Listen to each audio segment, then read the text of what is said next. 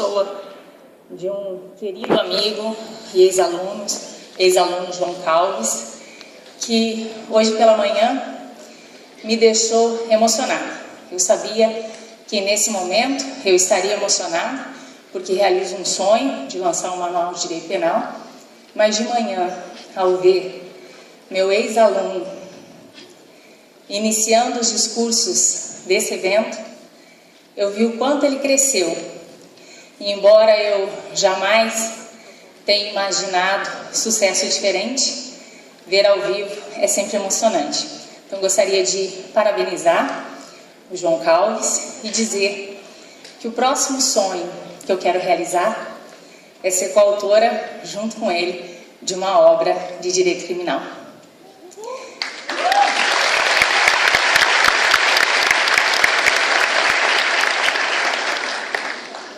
Quero também agradecer meu coautor, Jodaci Lopes, que dividiu comigo esse trabalho árduo e que literalmente algumas noites dividimos a escrita do livro.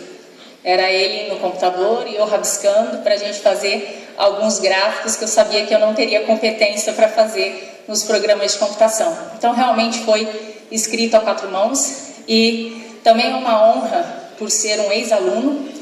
E não há alegria maior para o mestre do que quando a gente vê que o nosso pupilo nos supera. Quero agradecer também o coordenador dessa obra, da coleção Ícones do Direito, que foi o primeiro a conseguir aquilo que para qualquer doutrinador é realmente um grande passo. É adentrar a uma editora da grandeza da Saraiva. E os medíocres, geralmente, eles entram e fecham a porta. E um grande homem, ele entra, abre a porta e chama outras pessoas para irem junto com ele. Então, agradeço profundamente o professor Dr. André Pitinelli Júnior por estar dando oportunidade a pessoas desse estado para que a gente consiga realmente entrar numa editora que, sem sombra de dúvidas, é a que mais tem uma circulação em obras jurídicas nacionalmente. Quero dedicar essa palestra àqueles que são também o motivo de todo o estudo que um professor tem que ter no dia a dia. Meus alunos e ex-alunos. É por vocês e para vocês que a gente faz esses eventos, que a gente se dedica tanto a uma carreira que, tirando a musiquinha da Dilma, né, de todo mundo precisa de um professor, todo mundo, né, tem um pouquinho de um professor na sua carreira, a gente às vezes se vê tão desprestigiado na hora H. Então é para os meus alunos, aqueles que eu espero que o futuro da minha filha seja mais justo, porque é desses profissionais que a gente vai ter a justiça do amanhã.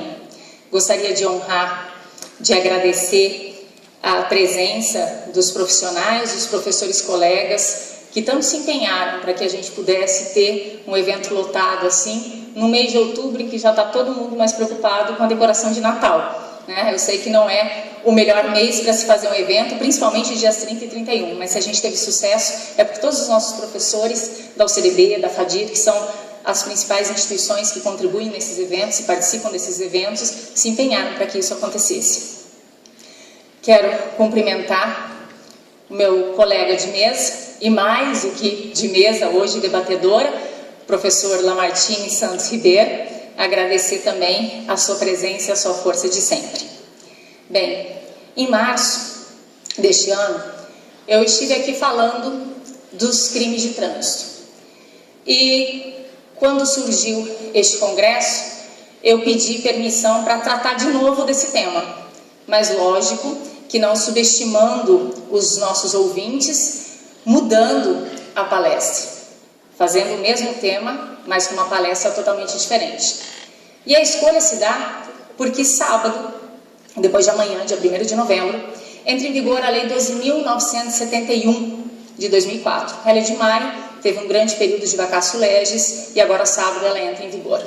A grande expectativa é que ela fosse mudada durante o período de vacatio legis. Tamanha a saraivada de críticas que ela recebeu dos principais pensadores, dos principais juristas do Brasil. Mas o que temos é isso. Ela entra em vigor sábado, sem que tivesse qualquer alteração, qualquer correção durante esse período de vacatio legis. Em que pese hoje mesmo na imprensa, eu tenha visto que vários jornais falaram dessa nova lei, eles focaram bastante na parte administrativa, bastante no bolso do brasileiro, dizendo, olha, cuidado que agora algumas multas serão mais pesadas. O que obviamente vai ser tratado aqui é a parte criminal. E o primeiro artigo do Código de Trânsito Brasileiro, que é o artigo 302, ele já recebeu uma mudança. E quando eu estive aqui, em março, eu defendi que realmente o nosso Código de Trânsito precisava de uma mudança. Principalmente porque a jurisprudência ela vinha tomando um rumo de considerar dolo eventual aqueles casos em que havia embriaguez com resultado morte e racha com resultado morte. E eu, inclusive, propunha uma tipificação que contemplasse o chamado préter dolo, quando há dolo no início e culpa no final, ou seja, não queria matar, não queria lesionar, mas acabou fazendo isso em razão dessa conduta. E a lei, em termos, até que adotou isso, mas de uma forma lastimável.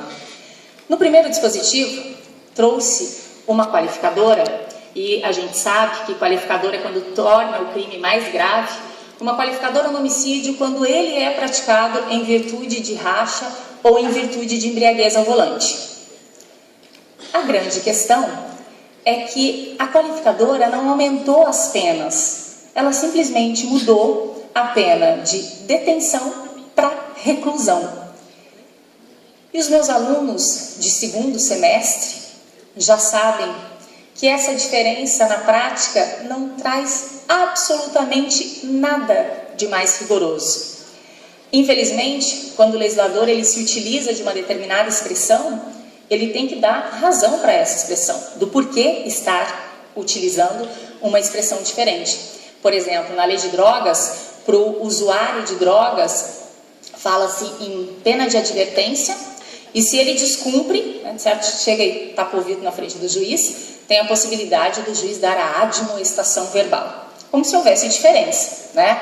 Diferença tem, por exemplo, lá em casa. O nome, ele passa a ser quase que um pronome de tratamento. E eu acho que isso acontece na maioria das casas.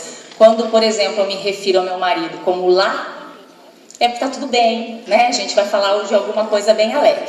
Se eu falo Lamar, geralmente é da rotina do dia a dia, né? Alguma coisa do supermercado, alguma conta para pagar. Se eu falo Lamartine, é porque já tem alguma coisa, né, me incomodando. Se eu falo Lamartine Ribeiro, é porque a coisa está feia. E se eu falo Lamartine Santos Ribeiro, quer dizer, já coloquei a mãe dele no meio, é porque realmente é quase irreversível. Então, na verdade, o legislador, quando ele se utiliza de determinadas expressões, ele tem que fazer isso com uma finalidade e que isso tenha efetivamente uma mudança. E então que late não morde. É isso que justamente vem acontecer com esse novo dispositivo. Seria louvável se ele realmente tivesse aumentado as penas. Mas o que acontece hoje? Pelo Código Penal, quando se prevê reclusão, é porque o juiz ele pode fixar regime fechado, semiaberto ou aberto. Quando o crime é punido com detenção, tira-se a possibilidade do fechado. Ou ele vai fixar regime aberto ou semiaberto.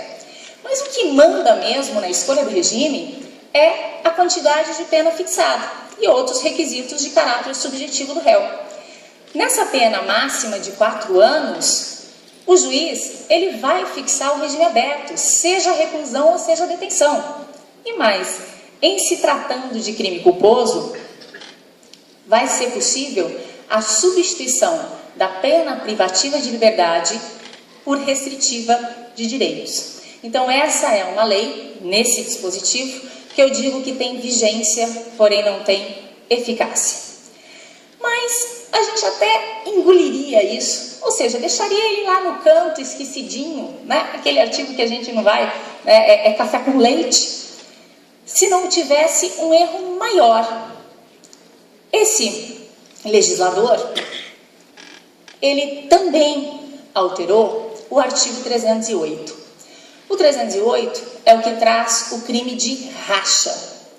Na verdade, nenhum crime do Código de Trânsito Brasileiro tem nome iuris. É a doutrina que acabou batizando, né? A jurisprudência seguiu e hoje todo mundo fala isso. Então, racha pode ser uma corrida sozinho, né? Porque às vezes o cara quer testar o carro e vai correr sozinho, compra um Camaro amarelo e quer mostrar que é potente. Pode ser com dois, aquilo que você dá uma olhadinha, né? Dá uma aceleradinha e vai, o outro vem também. Ou então, pode ser uma corrida em que se envolvam 3 ou mais carros. Então, esses verbos estão previstos no 308, que é o que a gente chama de crime de racha. O racha, até então, ele tinha pena máxima de 2 anos. Então, em que pese a gente ter, né, eticamente, uma repressão grande ao racha, ele é realmente bastante reprovável na sociedade, ele era um crime de menor potencial ofensivo. Agora o legislador, a partir de sábado, ele mudou a pena máxima para 3 anos. Então deixou de ser de menor potencial ofensivo, ou seja, não vai mais lá para o juizado especial, mas em virtude da sua pena mínima é possível ainda a suspensão condicional do processo. A gente poderia colocar ele aí como um crime de médio potencial ofensivo. Mas o problema até aí tudo bem. O problema é que esse legislador, ele acresceu 2 parágrafos nesse artigo 308. Num, ele traz a modalidade pré-ter dolosa, racha seguido de lesão grave, e no parágrafo 2º ele traz o racha seguido de morte. Era para eu ficar extremamente feliz, porque há muito tempo que nas minhas aulas de Direito Penal Especial, em que eu trato leis especiais, eu defendia isso, pré-ter dolo. Quem fez um racha não o fez com a intenção de matar alguém, fez com a intenção de provar que o carro dele é melhor que o outro e que ele é melhor motorista que o outro.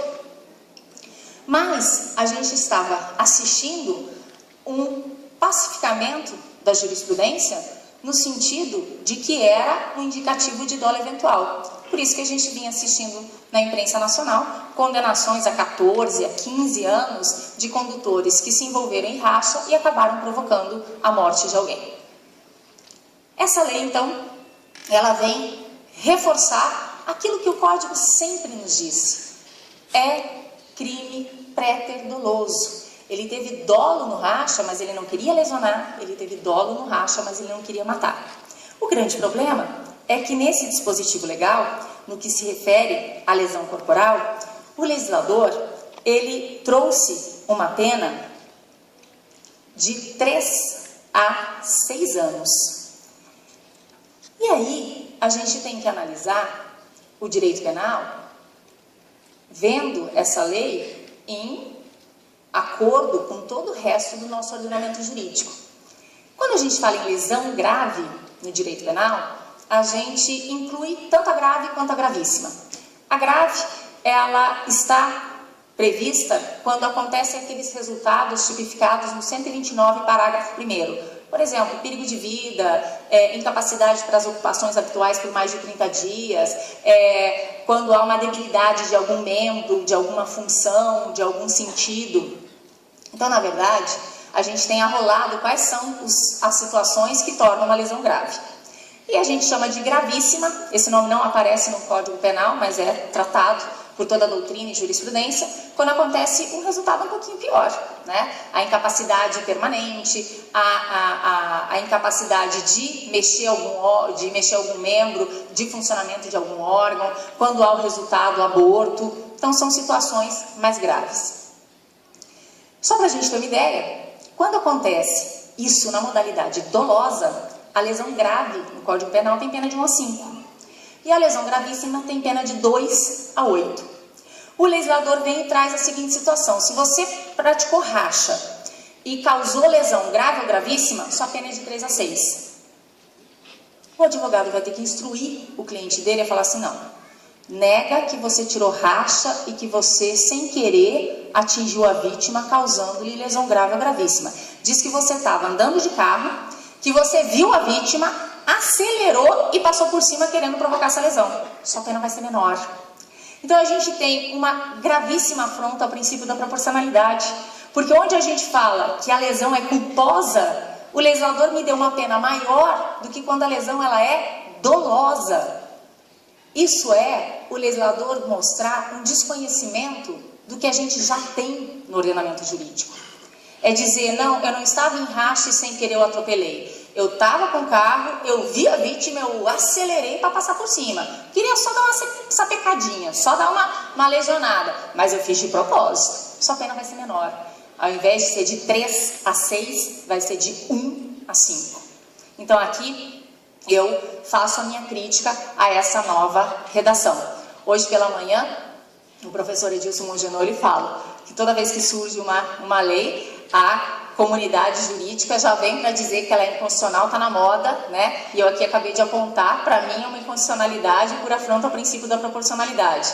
Mas é uma delícia, né? A gente poder, nessa hora pelo menos, se sobressair ao legislador. Já que o professor pelo menos tem um salário bem menor, eles lá ganham mais, nessa hora a gente pode espizinhar, né? Ele lá ganha mais, mas eu aqui sei mais do que ele. Então, aos tiriricas do Congresso Nacional, realmente essa lei precisa ser consertada nesse aspecto. Quando ela vem falar do resultado morte, a pena eu achei até que ficou bacaninha. Quando fala em resultado morte, o legislador combinou pena de 5 a 10 anos. Normalmente, os crimes que têm resultado morte na forma pré-dolosa no Código Penal, na maioria das vezes eles trazem pena de 4 a 10. Eu vislumbro que o legislador colocou 5 a 10 para não poder dar o regime aberto. Então, obrigatoriamente, o juiz vai ter que fixar um regime fechado. Ou seja, né, acaba sendo realmente um pouquinho menos brando e talvez venha a satisfazer esse anseio de vingança que a sociedade vem demonstrando. Mas o problema não está na pena. Em que pese ter sido contemplada a modalidade pré-dolosa que eu tanto defendi, a incoerência desse dispositivo legal é o seu conflito gritante com o 302. Porque olhem só, o 302 fala homicídio culposo quando praticado em situação de racha ou embriaguez ao volante. Estou resumindo a redação, tá? O 308 fala racha quando resulta morte. Pergunta, o camarada está disputando racha, mata alguém. Qual é a situação? Foi homicídio culposo com racha ou racha com homicídio culposo? A ordem dos fatores, em regra, não altera o produto. Aqui, altera grandemente. Sabe por quê? Porque se o delegado ele optar pelo 302, parágrafo 2º, a pena vai ser de reclusão, que não muda nada, de 2 a 4 anos. Se ele optar pelo 308, a pena vai ser de 5 a 10 anos de reclusão. Então, essa diferença de redação traz duas situações. O que não impede ainda que o judiciário teimosamente continue colocando no dolo eventual e levando lá para o 121 do Código Penal, que leva inclusive a júri e que tem sido hoje o feijão com arroz nessas situações. Só para vocês terem uma ideia, o legislador, ele teve uma postura em cima do muro. Ele fala, quando em situação de racha, o agente provocar a morte e não ficar evidenciado o dolo direto nem o dolo eventual. Ele fala quando não quis o resultado nem assumiu o risco. Então ele ainda dá brecha para, na prática, ainda assim se considerar o dolo direto ou o dolo eventual. Então, o que vai acontecer daqui para frente?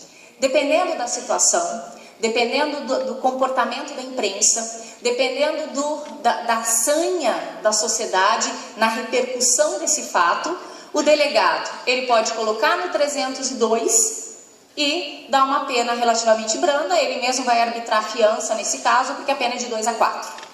Ele pode colocar no 308, parágrafo 2º, a pena passa a ser de 5 a 10, nesse caso só o juiz poderia arbitrar a fiança, e se ele quiser realmente um holofote, ele coloca ainda no dolo eventual, vai lá para o 121 e hoje a gente tem assistido o 121, parágrafo 2º, ou seja, um homicídio qualificado. Então, aquilo que a gente esperava, que viria a resolver, ia realmente pontuar e falar, olha, racha seguido de morte é isso, hoje piorou, porque me deu mais duas opções. A gente já estava com a opção de colocar, né, quando começou o código, ele colocava os dois crimes, homicídio culposo mais racha. Aí veio essa onda de colocar no dolo eventual o homicídio qualificado do Código Penal. Agora vem o legislador e me traz mais duas opções. Duas opções que não têm qualquer racionalidade, não tem qualquer diferença. Do que eu li até hoje, daqueles que criticaram a lei e que estavam esperançosos de que o legislador voltasse atrás nesses quase 6 meses de vacatio legis, porque ela é do dia 9 de maio, o legislador, logicamente, preocupado com reeleição, nem pensou em Código de Trânsito Brasileiro. Então, a gente já vai ter uma lei, a partir de sábado, que precisa urgentemente de uma nova alteração. No que se refere ao resultado lesão grave, não há esse perigo, porque o nosso legislador, ele não fez a ressalva no artigo 303. Então, o mesmo raciocínio de colocar o homicídio qualificado pela embriaguez ou pelo racha, ele não colocou na lesão corporal culposa em razão da embriaguez ou em razão do racha. Então, no que se refere à lesão corporal, o legislador, ele vai ter a seguinte situação: vai ter que colocar lá no artigo 308, parágrafo 1º, nessa pena de 3 a 6. Ou então, entender que houve o dolo eventual e aí colocar lá no 129, parágrafo 1º, que dá uma pena menor. Então, a gente vê aqui a afronta à proporcionalidade, porque quando a gente tem dolo, a pena é menor do que quando a gente tem o préter dolo, que seria um elemento subjetivo menos drástico. Portanto, aqui a gente hoje pode dizer que com essa alteração de se colocar o racha nessa modalidade préter-dolosa, o legislador ia aumentar a sua pena máxima para 3 anos, o legislador colocou ele no segundo nível de gravidade do Código de Trânsito Brasileiro. O mais grave é o homicídio culposo, pena de 2 a 4. O segundo crime na modalidade simples mais grave é a embriaguez, que ficou agora com a mesma pena do crime de racha, de 6 meses a 3 anos. E aí, lógico que a gente tem as possibilidades qualificadas agora, as novas tipificações: racha seguido de lesão grave, racha seguido de morte. E esse mesmo raciocínio, que ele deveria ter padronizado, ele não fez a embriaguez. Então, hoje, o que vai acontecer? Quando o agente, ele, em virtude de embriaguez, ele provocar a morte de alguém, não vai ter essa discussão. O legislador esqueceu de colocar a modalidade qualificada dentro do artigo 306 do CTB. Aí, necessariamente, o legislador, o juiz, vai ter que optar pelo 302, parágrafo 2º, ou seja, homicídio culposo praticado em situação de embriaguez. Então, 2 fatos que trazem, aparentemente, o mesmo grau de lesividade, a mesma repreensão da sociedade, vão ter, hoje, absolutamente, tipificações diferentes e apenações diferentes. A partir de sábado, bebeu e matou alguém, pena de 2 a 4 anos. Ah, mas agora é reclusão. Hoje eu li no Correio do Estado, na página virtual, um advogado comentando que justamente tinha sido dado reclusão para que ele não fosse solto, que ele fosse preso em flagrante e ficasse preso.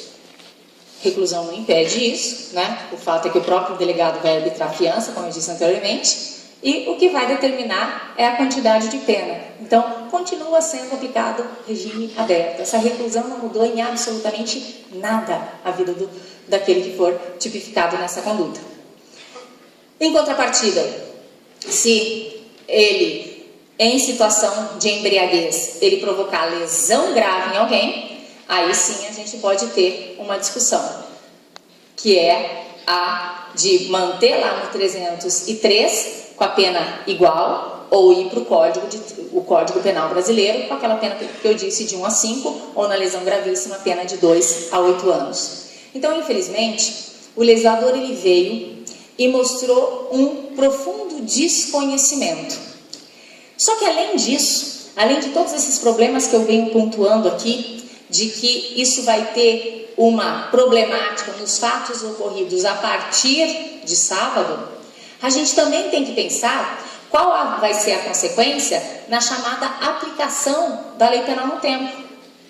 Porque você imagina aquele que for condenado numa embriaguez seguida de morte, 2 a 4 anos, que é o que o código fala, reclusão de 2 a 4 anos. Mas e aquele que está preso lá, que pegou 14 anos, que pegou 15 anos, porque na época não tinha essa redação e porque o legislador, o juiz, o promotor, o juiz e os jurados entenderam que havia dolo eventual e a pena então dele ficou dentro do homicídio qualificado, lá do 121, parágrafo 2º. Ele vai ter direito a uma aplicação da novatio legis in melius? Eu particularmente acho que dificilmente vai haver essa aplicação. Porque foi reconhecido um dolo eventual no caso concreto. E aqui a gente está deixando claro que é uma culpa consciente, que é a modalidade pré-perdolosa. Então, efetivamente, é uma lei que vai dar muito pano para manga. Não sei dizer se ela vai ser consertada, eu não sei dizer de que forma que efetivamente ela vai ser aplicada, mas eu posso assegurar que ela vai ser grandemente repreendida pela comunidade jurídica. Então aqui eu gostaria de dizer que pontuei só a parte criminal e só aquelas situações mais importantes e que realmente trazem, né, uma maior perplexidade dos operadores do direito. Mas como a gente não pode se acomodar em meras críticas, se o legislador estivesse aqui na minha frente agora, eu diria para ele, sabe como consertar? Retira esse parágrafo do 302, deleta, faz de conta que a gente não viu, muda a pena do 308, parágrafo 1º, adequa ela ao que a gente vê normalmente no Código Penal. Um maus tratos seguido de lesão grave, para vocês terem uma ideia, tem pena de 1 a 4. É a mesma estruturinha. Então, por que aqui 3 a 6? Dá uma diminuída, baixa essa bola e mantém como está esse racha seguido de morte. Mas faz a mesma estrutura lá na embriaguez. Vamos deixar eles efetivamente com o mesmo grau de lesividade, porque é assim que a sociedade tem visto essas duas situações. Então, não me acomodo em meras críticas, acho que está muito evidente para quem manuseia essa lei e tem um pouco de experiência no direito penal, de que forma que ela pode ser corrigida. E ela pode ser corrigida numa canetada. Então, o que a gente precisa fazer hoje à noite é rezar para que os recém-reeleitos ou eleitos legisladores federais, né, pensem naquilo que tem sido diariamente notícia dos nossos sites, dos nossos jornais, dos nossos telejornais. Trânsito tem sido uma dor de cabeça frequente. Milhões de reais são gastos na prevenção, são gastos na saúde em razão do que acontece com esses crimes. Bom, eu confesso aqui, terminando já, porque hoje a gente também vai ouvir o meu coautor, Jodacir Lopes, e depois a gente tem um momento de festa, um momento da gente confraternizar, de vocês presenciarem a realização desse sonho.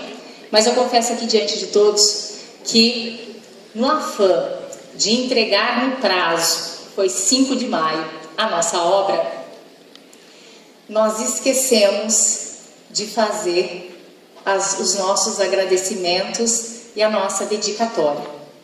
Então, corrigindo esse erro, que no papel só poderá ser feito na 2ª edição, aqui, na presença de todos, eu gostaria de dizer que eu dedico esse manual de direito penal aos 2 grandes amores da minha vida. Esse 5 em 1, que é o meu marido Lamartine, que vai de lá a Lamartine Santos Ribeiro, às vezes num dia só, e a minha obra-prima, Manuela. Muito obrigada por vocês estarem aqui comigo nesse dia que vai ficar para mim só. Obrigada.